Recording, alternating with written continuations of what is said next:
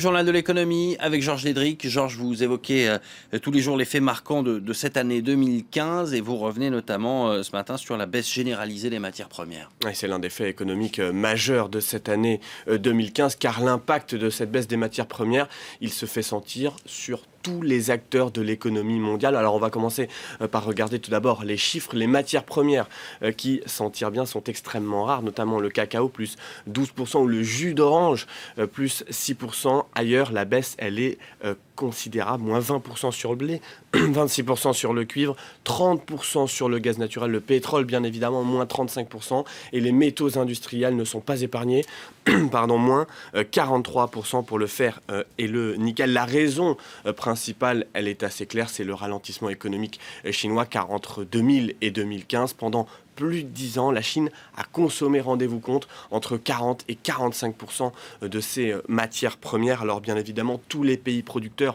ont beaucoup investi pour satisfaire l'appétit chinois. Et il y a aujourd'hui, au moment où la Chine ralentit, des surproductions, des surcapacités, au moment où d'ailleurs les autres centres économiques, comme par exemple l'Europe, consomment un petit peu moins, puisque là, la croissance, elle est bloquée entre 0 et 1%.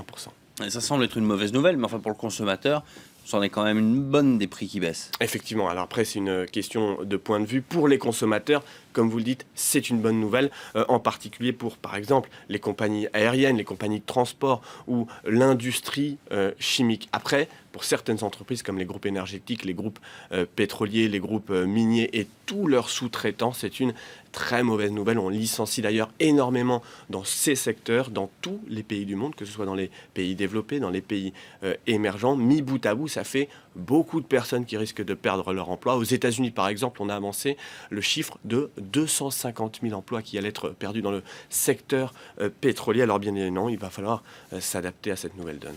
Et mauvaise nouvelle pour les entreprises du secteur, mais pour les pays producteurs aussi. Effectivement, car beaucoup de pays, notamment des pays émergents, ont construit une grande partie de leur économie autour de ces matières premières. On pense en particulier au Brésil, à l'Afrique du Sud ou à la Russie, par exemple.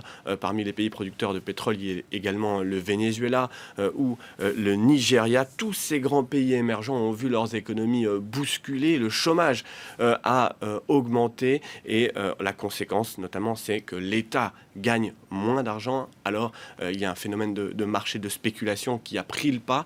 Et en 2015, on a vu toutes les grandes monnaies des pays émergents, que ce soit la Turquie, le Brésil, l'Afrique du Sud, tous ces mêmes pays, toutes les monnaies ont été attaquées. La conséquence directe, c'est une augmentation de l'inflation. Et ça, pour les personnes qui se retrouvent au chômage et pour les catégories sociales les plus défavorisées, c'est une double peine.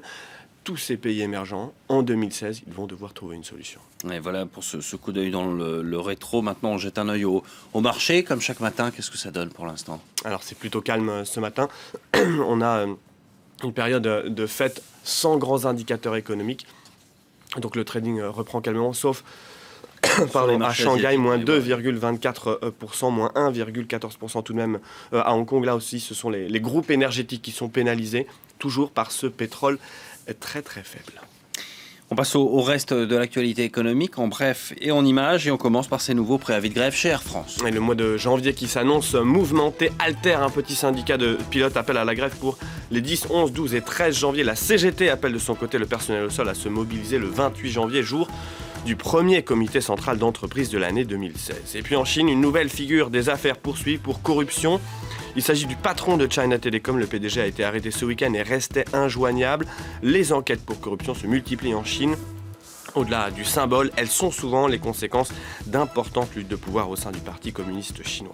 Et puis aux États-Unis, 12 jours après sa sortie, Star Wars dépasse le $1 milliard de recettes. Objectif, dépasser les 2,8 milliards de dollars d'Avatar, un record toujours inégalé.